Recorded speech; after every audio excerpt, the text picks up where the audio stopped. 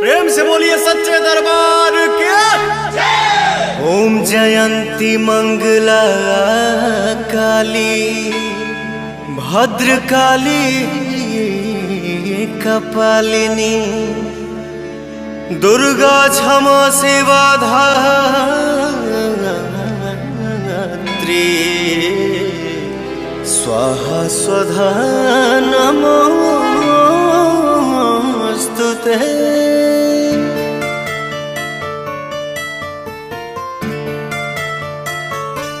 माई के आरती उतारो रे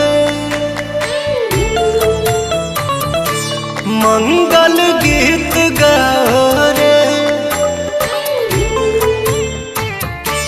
माई के आरती उतारो रे मंगल गीत गाओ रे।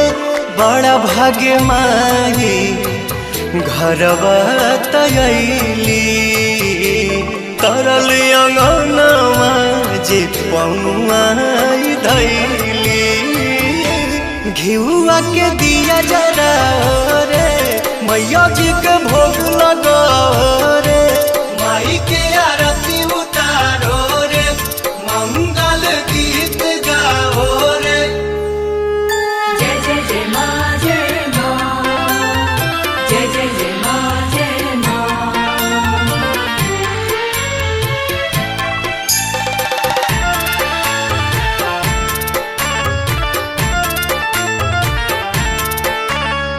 जय हो जग तरनी जय हो दुख हरनी आइलू अपना बेटा के दुआर। हाई हम पुजरिया रखी नजरिया सुखी रहे पूरा परिवार। एहो पंडित जी शंख बजावा सब जन मैया पे फूल बरसावा। मैया के चुनरी ओढ़ाओ रे हरी हरी चूड़ी चढ़ाओ रे। माई के आरती उतारो रे मंगल गीत गाओ रे।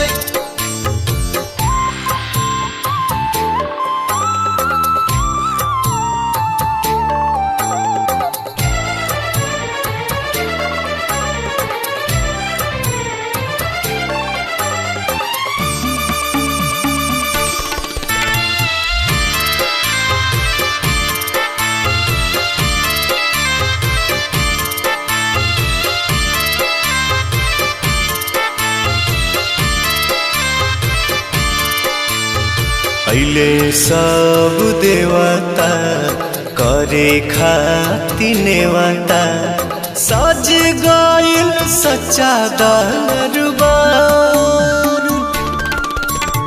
सभे पाँव पूजे चारों ओरिया गूंजे माई तोहार जय जयकार।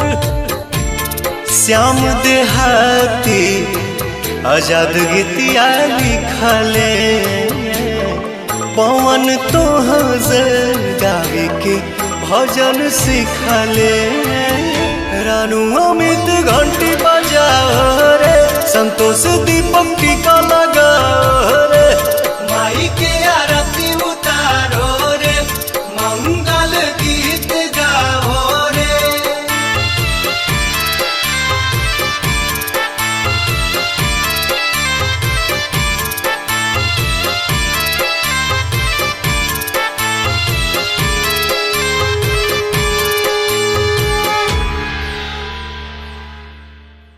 घिउआ के दिया जरा रे मैया जी के भोग लगाओ रे। माई के आरती